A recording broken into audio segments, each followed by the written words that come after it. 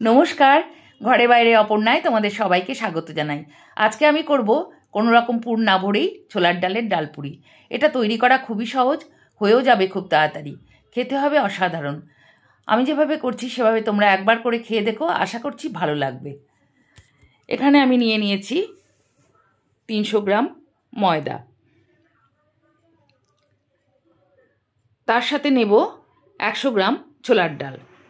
ছোলার ডালটাকে আমি শুকনো মিহি গুঁড়ো করে নেব। গুঁড়ো করা হয়ে গেছে। এখন আমি ময়দার সাথে এই ডাল গুঁড়োটা দিয়ে দেব। পুরো ডাল গুঁড়োটাই আমি দিয়ে দিলাম। এর মধ্যে আমি দেব চা চামচের হাফ চামচ নুন, অল্প একটু চিনি, আর হাফ চামচ হিং আমি ভিজিয়ে রেখেছিলাম, সেটা দিয়ে দিলাম। আর দেব 1 টেবিল চামচ ভাজা মশলা গুঁড়ো। এখানে আমি জিরে, ধনে, মৌরি আর শুকনো লঙ্কা শুকনো খোলায় ভেজে গুঁড়িয়ে রেখেছিলাম, সেটা দিয়ে দিলাম। আর দিলাম 2 টেবিল চামচ রিফাইন অয়েল। এখন আমি এগুলোকে মিশিয়ে ভালো করে ময়ান দিয়ে নেব।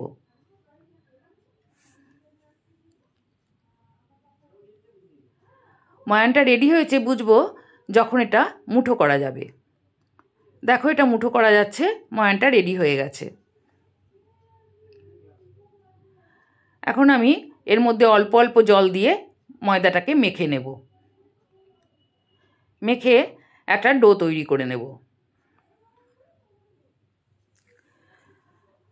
ডোটা রেডি হয়ে গেছে।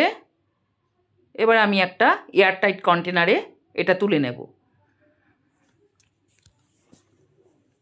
ওপর থেকে আমি দেব অল্প একটু রিফাইন অয়েল। এটা আমি মিশিয়ে দেব। ময়দার সাথে মিশিয়ে দিলাম। এখন আমি এটা 30 মিনিটের জন্য ঢাকা দিয়ে দেব। 30 মিনিট হয়ে গেছে। এখন কন্টেনারের ঢাকাটা খুলে আমি আবারও একটু মেখে নিলাম। এখন এর থেকে আমি লেচি তৈরি করে নেব। লেচিগুলো ছোটও হবে না, বড়ও হবে না, এভাবে তৈরি করলাম। এখানে তেল গরম হয়ে গেছে। এখন আমি এক এক করে ডালপুরিগুলো ভেজে নেব।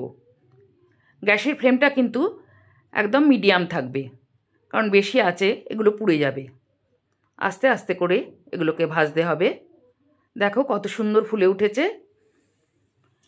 এইভাবে আমি প্রত্যেকটা ডালপুরি ভেজে নেব। সবকটা ডালপুরি আমার ভাজা হয়ে গেছে। এখন আমি আলুর দমের সাথে এটা সার্ভ করে দেব। দেখো এটা কতটা খাস্তা হয়েছে, তোমরা দেখেই বুঝতে পারছো। এই রেসিপিটা যদি তোমাদের ভালো লেগে থাকে অবশ্যই আমাকে একটা কমেন্ট করে জানাবে। আর যেসব বন্ধুরা আমার চ্যানেলটাকে এখনও সাবস্ক্রাইব করোনি, সাবস্ক্রাইব করে দেওয়ার অনুরোধ রইল।